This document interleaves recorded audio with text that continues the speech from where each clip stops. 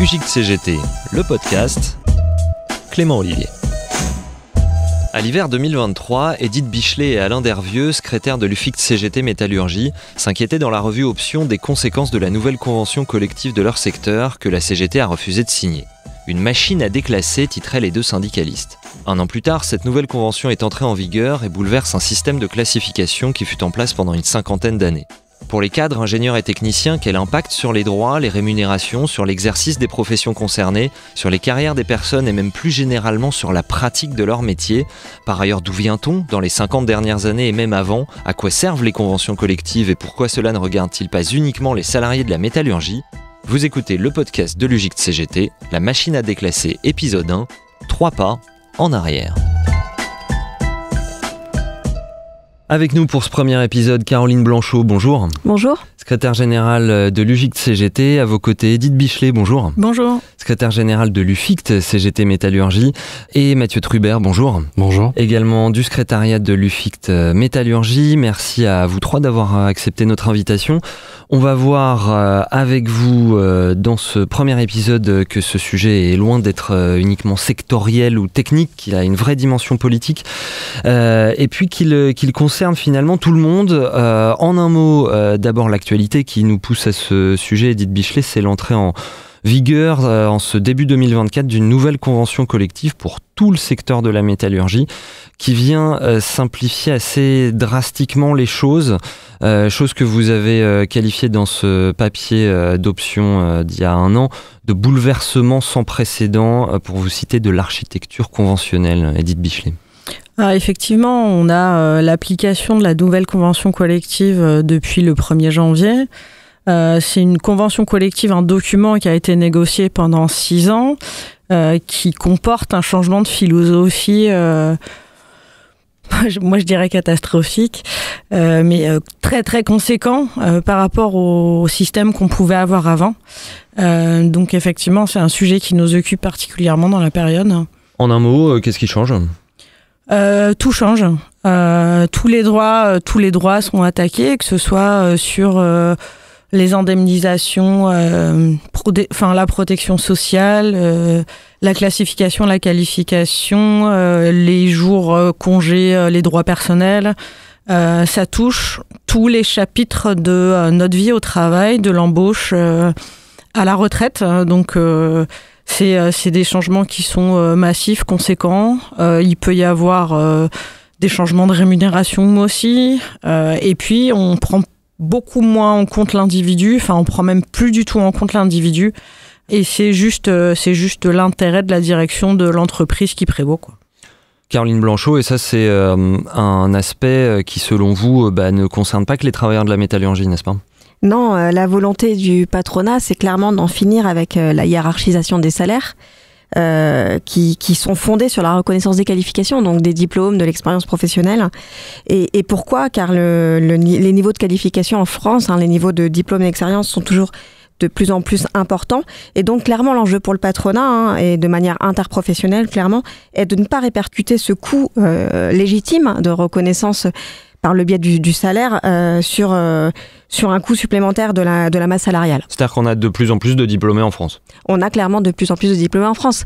50% des ouvriers employés et recrutés ces dernières années sont diplômés du supérieur, soit c'est 63% pour les professions intermédiaires et c'est évidemment 100% pour tous les personnes qui rentrent au niveau cadre. Oui, Mathieu Trubert, on va revenir plus en détail sur ce qu'il y a eu avant, ce qu'il y a eu pendant une cinquantaine d'années dans les métiers de la métallurgie. Peut-être qu'il faut tout simplement d'abord nous rappeler ce que c'est qu'une convention collective, où ça se place dans ce qu'on appelle en France la hiérarchie des normes. Alors on remonte à plus que 50 ans, puisque première définition qui est faite par l'OIT, dans sa recommandation numéro 91. L'Organisation internationale du travail. Ouais. En 1951, et qui en donne une définition. En substance, c'est tout accord écrit, et le mot écrit est important, relatif aux conditions de travail et d'emploi, qui est conclu entre les représentants d'employeurs et les représentants de salariés. Et alors ça, on le retrouve dans l'article 28 de la Charte des droits fondamentaux de l'Union européenne. Et beaucoup plus récemment, on fait le grand écart, puisque c'est dans une directive d'octobre 2022, donc la directive 2022-2041 de l'Union européenne. C'est-à-dire que ce sont des textes qui sont très importants. Dans la presse généraliste, on s'intéresse souvent plus aux réformes, c'est-à-dire à la loi, mais les conventions collectives et les négociations qui aboutissent à elles, ce sont des choses auxquelles on s'intéresse un peu moins, mais qui sont très importantes. Et ces conventions collectives, elles se placent dans ce qu'on appelle en France la hiérarchie des normes. Alors effectivement, la hiérarchie des normes a été beaucoup bousculée depuis 20 ans à peu près, et notamment par la loi travail, dite El Khomri, et les ordonnances travail, dites Macron. Le principe général en droit du travail, c'est que donc, lorsqu'il existe plusieurs textes sur un même sujet, c'est toujours le texte le plus favorable aux salariés qui s'applique, et ce principe continue à s'appliquer en droit du travail, avec des exceptions, bien évidemment. Donc on a d'abord les textes internationaux, la Constitution, forcément, loi, ordonnance et décret, et puis ensuite intervient la convention collective. Pour continuer de dresser un peu ce paysage ensemble, il faut également, Edith Bichelet, nous raconter ce que c'est que le secteur de la métallurgie aujourd'hui en France, parce que les gens ont peut-être pas une image qui correspond à la réalité. Ça concerne qui? C'est combien de gens? J'ai noté plus d'1,5 million de salariés, des dizaines de milliers d'entreprises. Alors on pense tout de suite, évidemment, l'imaginaire associe tout de suite la métallurgie à l'acier. C'est évidemment ça, mais ça inclut aussi l'automobile, l'aéronautique, la construction mécanique, navale et même l'informatique, puisque Mathieu Trubert, par exemple, travaille dans l'informatique. Edith Bichelet. Oui, ça, on a une panel de métiers et d'activités qui est considérable. C'est pour ça qu'on a un nombre de salariés aussi important. On passe de l'informatique à l'aéronautique en passant par les cartes à puce, les micro-composants. Donc ça nous donne un nombre de salariés important. Et c'est en ça que le changement de convention collective, il a un poids phénoménal. C'est au vu du nombre de salariés que ça concerne. C'est une manne d'économie assez importante et on comprend pourquoi le patronat a décidé de s'attaquer à cette branche-là. On avait également avant des droits qui étaient assez favorables dans la métallurgie, puisque ça a été une branche qui s'est énormément mobilisée, quelles que soient les catégories, très tôt. On passe d'un système très favorable à un système qui l'est beaucoup moins, puisque le patronat a voulu négocier, comme il disait, à ISO-coût. Voilà, des entreprises que pas mal de gens connaissent. Ça va être Thales, ça va être Renault, Microsoft, Arcelor, ST Microelectronics et d'autres. Un mot pour compléter, Caroline Blanchot. Oui, je pense que c'est important la fin de ce que disait Edith sur le fait que les entreprises ne veulent pas en fait dégager plus d'argent pour le salariat alors même qu'ils n'ont jamais été autant qualifiés. Pourquoi ? Parce que dans l'histoire des conventions collectives et notamment des grilles, à chaque fois qu'elles ont été refondues, ça s'est concrétisé par des augmentations de grilles pour tous les salariés, de l'ouvrier employé jusqu'au cadre. Et ça, c'est un impensé aujourd'hui pour le patronat. Ils sont en opposition de principe alors même que les bénéfices des actionnaires du CAC 40 n'ont jamais été aussi élevés. C'est une honte et on ne peut pas en rester là. Cette question, effectivement, de la répartition des richesses issues de la production sur laquelle on retombe quand même assez souvent. Edith Bichelet, pendant une cinquantaine d'années, il se trouve que la métallurgie, elle disposait de conventions collectives relativement favorables aux salariés. Dites-nous en quoi ? On avait un système de classification qui était basé sur des fiches de poste.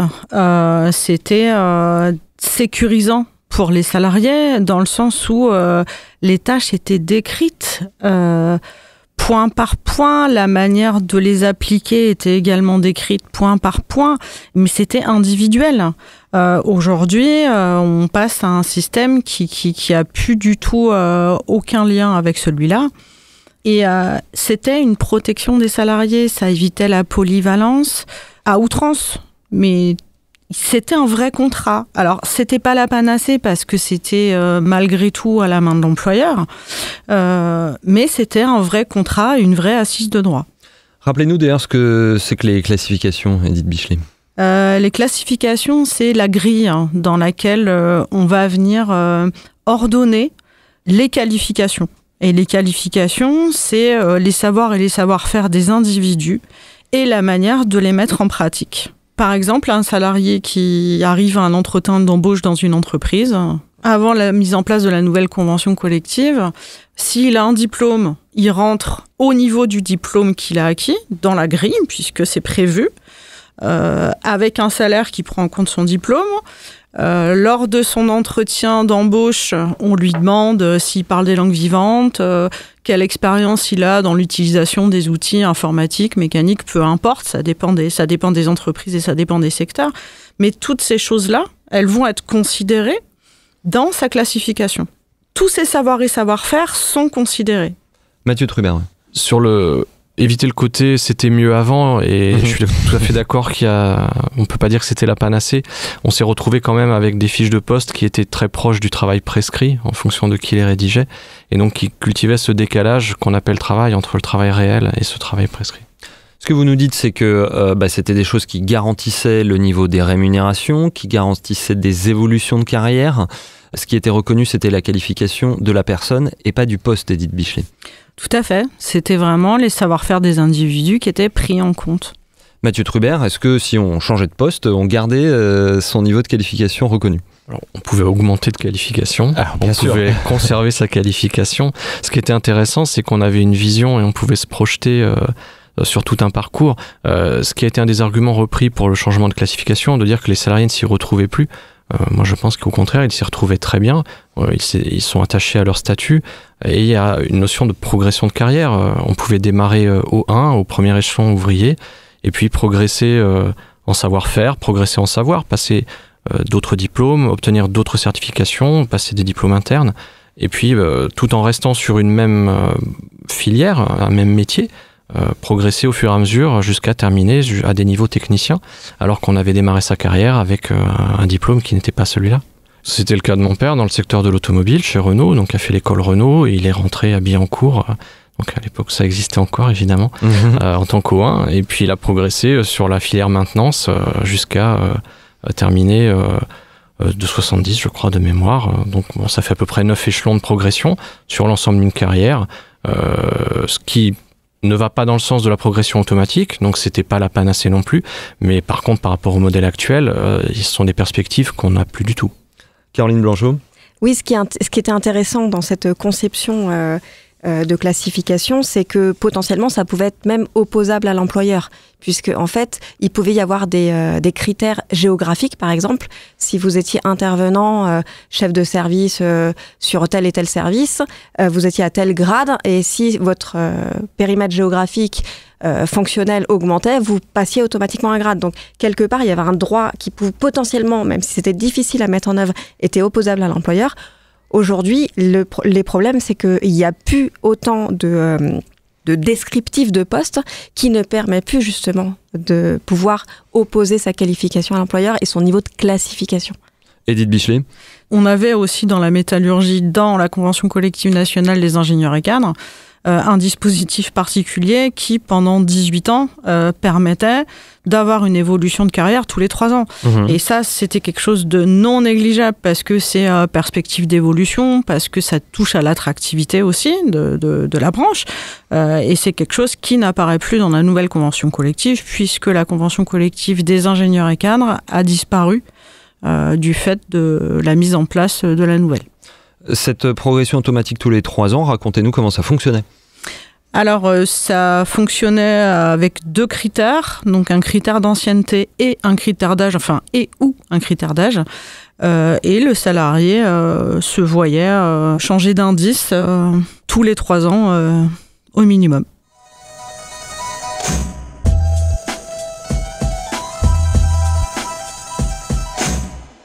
On le voit, ce que vous dites, c'était une architecture extrêmement complexe, une convention collective nationale pour les ingés cadres, 26 accords nationaux, 76 conventions collectives territoriales pour les non-cadres. Tout ça, c'est pas par un goût excessif pour la complexité et la bureaucratie, c'est parce que c'est des choses qui ont été conquis de façon peut-être disparate. Comment ça s'est passé ? C'est l'histoire de lutte. C'est les salariés qui ont été réclamés un socle de droits. Alors effectivement, il est différent selon les territoires, puisqu'il a été négocié entre les chambres patronales territoriales et les salariés des zones. avec des droits qui sont différenciés selon les conventions collectives territoriales, puisque pour les Alsaciens, ils ont les jours fériés pour la Saint-Éloi. Les prix les valeurs de points n'étaient pas forcément les mêmes, puisque les réalités territoriales sont pas les mêmes non plus, et la force des luttes également. Donc il y avait des conventions collectives territoriales plus favorables que d'autres. La plus favorable en tout cas était celle, la nationale, des ingénieurs cadres et techniciens. Un mot pour compléter, Mathieu Trubert. Cette notion territoriale, bien qu'on soit sur une convention nationale aujourd'hui, persiste encore et toujours sur la valeur du point, où on va avoir une disparité du point en fonction des territoires, avec parfois des différences assez significatives entre deux territoires adjacents. Caroline Blanchot, là on parle de choses qui ont été conquises dans les années 70. Néanmoins, la hiérarchisation des salaires, ça date d'avant et notamment des années du Front populaire. Oui, tout à fait. La CGT, entre 1936 et 1938, a beaucoup travaillé comment finalement on s'empare de ces conventions collectives pour hiérarchiser les emplois. Et la CGT a adopté en congrès la hiérarchisation des salaires, justement pour travailler de façon plus fine la question de grade et de qualification, et où est-ce qu'on faisait les points d'entrée et de sortie de grille de cette qualification sur les ouvriers employés et sur les cadres. Et cette conception a amené à travailler finalement les grilles qu'on a actuellement et qu'on avait jusqu'à l'année dernière, y compris à la métallurgie, avec cette idée que il y a des diplômes, il faut les reconnaître, et il y a des qualifications qu'on met en œuvre au niveau de l'entreprise, et il faut les reconnaître, et c'est un point d'appui d'entrée et une idée d'évolution de carrière. Et je pense que ce qu'il faut garder à l'esprit, c'est que finalement, aujourd'hui, on a deux conceptions qui s'opposent. Celle du patronat qui est de dire on rémunère que les compétences identifiées et nécessaires par lui et lui seul, et la conception CGT qui date des années 36-38. C'est le salarié qui mobilise l'ensemble de ses compétences et de ses qualifications, que ce soit de l'expérience professionnelle ou des diplômes, pour exercer son emploi. Et ces deux conceptions radicalement opposées, c'est ça qui s'est mis en place au départ par la CGT, et c'est ça qui s'oppose aujourd'hui. On va vous dire que cette conception, elle date des années 30. Est-ce que c'est vieux jeu ? Vous allez me dire que non. À partir du principe où elle a permis d'arriver jusqu'à aujourd'hui sur une construction sociale dans les entreprises, avec cette idée de dire qu'on a tous des compétences et des qualifications. Nous, à la CGT, on dit qu'on est ouvrier qualifié, y compris quand on n'a pas de diplôme, au bout d'un an d'exercice professionnel. Pourquoi ? Parce qu'on part du principe que mettre en œuvre son emploi, c'est déjà une qualification. Et puis cette conception de la CGT, entre 36 et 38, a permis à certaines organisations cadres autonomes qui étaient organisées en dehors de la CGT de se dire à un moment donné, la CGT défend y compris mon niveau de qualification, donc j'intègre la CGT. On a eu des intégrations massives de cadres, organisés ou pas dans la CGT, entre 1937 et 1939. Malheureusement, la Seconde Guerre mondiale a un peu arrêté ce déploiement, mais ça a repris en 45-46, à tel point que en 46, lors des premières élections CE, la CGT faisait plus de 70% chez les cadres. Ce qui tout ça nous ramène aux années 70. Oui, donc cette double conception finalement de vouloir abandonner la hiérarchisation des salaires, c'est vraiment un objectif du patronat. Et quelle méthode il utilise ? Il utilise la méthode de la fusion des conventions collectives. Ce qu'il faut savoir, c'est que on avait encore 700 conventions collectives en 2015, on n'en avait plus que 217 en 2020, et cette fusion donne l'occasion au patronat d'imposer l'abandon de la méthode parodie, qui elle était assise sur les diplômes de l'éducation nationale et justement sur ces critères bien précis, pour profiter d'aller sur des critères classants qui, eux, sont opaques, à la main seule du patronat, et favorisent la polyvalence, comme indiqué tout à l'heure par Edith. Il faut juste nous rappeler ce que c'est que la méthode parodie, Caroline Blanchot. La méthode parodie, dite parodie croisat, c'est une méthode, c'est un peu ce qu'on décrit depuis tout à l'heure en fait, qui date aussi des années 30. C'est le fait de recenser de manière exhaustive et de hiérarchiser les emplois. Comment on fait ? En établissant une liste bien précise des emplois existants et en y mettant à l'intérieur un descriptif très précis des postes, avec les tâches exécutées qui permettent justement d'être classées en fonction de la réalité de son travail. Mathieu Trubert, ce que tout cela signifie, c'est que ça a des conséquences concrètes pour les salariés, pour les gens. Oui, malgré l'inversion de la hiérarchie des normes, il y a encore des vertus protectrices. Si on compare la hiérarchie entre une convention collective de branche et un accord d'entreprise, donc l'accord peut être moins favorable, sauf sur un nombre de sujets qui sont d'importance, les salaires minima par exemple, les classifications, certaines mesures sur la durée du travail et notamment l'égalité professionnelle. Caroline Blanchot. Oui, il y a des conséquences très concrètes dès l'embauche, depuis les années 90. Un bac plus 5 gagne en moyenne 200 € de moins par mois et un bac plus 2 en moyenne 40 € de moins par mois. Et on peut le voir aussi quand on compare le salaire moyen des cadres dans les années 90 par rapport au SMIC des années 90 et idem pour les professions intermédiaires. On s'aperçoit qu'il y a un décrochage important de plusieurs points entre le salaire d'un cadre moyen dans les années 90 et celui d'une profession intermédiaire. C'est effectivement cette machine à déclasser sur laquelle vous titriez, Edith Bichelet, votre article de l'année dernière dans la revue Options. Alors Caroline Blanchot a parlé des fusions de conventions collectives. Effectivement, là, finalement, on est dans le contexte de l'après-loi El Khomri, de cette volonté de simplifier le droit du travail. Vous n'êtes pas contre le fait qu'il y ait une convention collective unique pour tout le pays. Simplement, il faut, selon vous, qu'elle soit au mieux disant pour les salariés.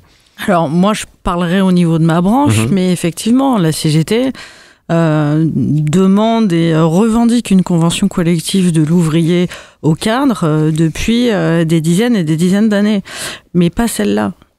Pas une convention collective qui dégrade autant le droit des salariés, mais une convention collective qui soit basée sur le mieux-disant à la fois des conventions collectives territoriales, mais aussi des conventions collectives nationales existantes avant le 1er janvier. Donc non, nous, on est complètement favorables. Après, c'est le principe de négociation. Donc pour obtenir quelque chose, s'il n'y a pas le rapport de force, malheureusement, c'est très compliqué. Et les 6 ans de négociations qui ont amené la mise en place de cette nouvelle convention collective ou de ce nouveau dispositif conventionnel, puisque c'est quand même bien de ça qu'il s'agit, n'ont pas été suffisamment émaillés de lutte pour qu'on puisse parvenir à décrocher nos revendications. Ces 6 années de négociations, effectivement, on aura l'occasion d'y revenir plus en détail dans le 2e épisode de cette série. Mathieu Trubert, on arrive au bout de cette émission. Finalement, ce qui se passe, ce que vous nous racontez là, c'est un calque de ce qu'on appelle en bon français le job grading, c'est-à-dire qu'on classe les gens selon leur poste et pas selon leur qualification. Il y a une phrase qui revient assez souvent chez les salariés, c'est de dire c'est plus toi qui as une carrière, c'est ton poste. Mathieu Trubert.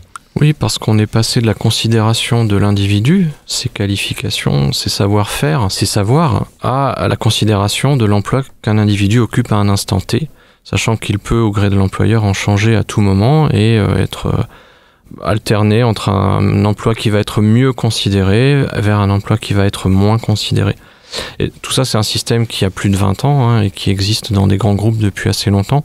Et ça a concouru à progressivement la dégénérescence de ce modèle des années 70 pour arriver à ce que c'est aujourd'hui. Caroline Blanchot, un dernier mot.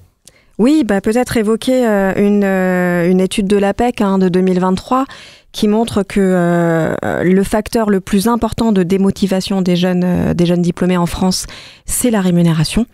Et peut-être une autre étude de l'APEC qui est sur un sujet qui me porte à cœur et qui porte à cœur à l'UGICT, c'est l'égalité salariale femmes-hommes, où on voit que sur une étude de l'APEC,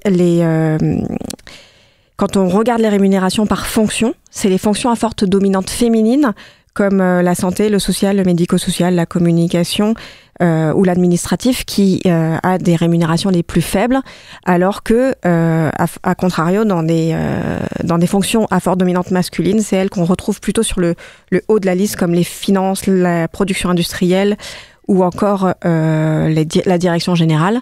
Et ça, c'est vraiment quelque chose qui résulte de la conception même des grilles où on avait dans le monde de l'industrie une CGT forte et des propositions assez hautes, et tout le tertiaire qui arrivait finalement un peu après la bataille, j'ai envie de dire, de ces conventions collectives et de ces qualifications et classifications, et qui a pas permis en fait d'avoir des niveaux de rémunération à diplôme équivalent. C'est un vrai problème sur l'égalité femmes-hommes. Ce que vous décrivez, Caroline Blanchot, en fait, c'est cet aspect structurel de cette discrimination qui, du coup, est indirect. C'est pas tuer une femme, donc je te paye moins.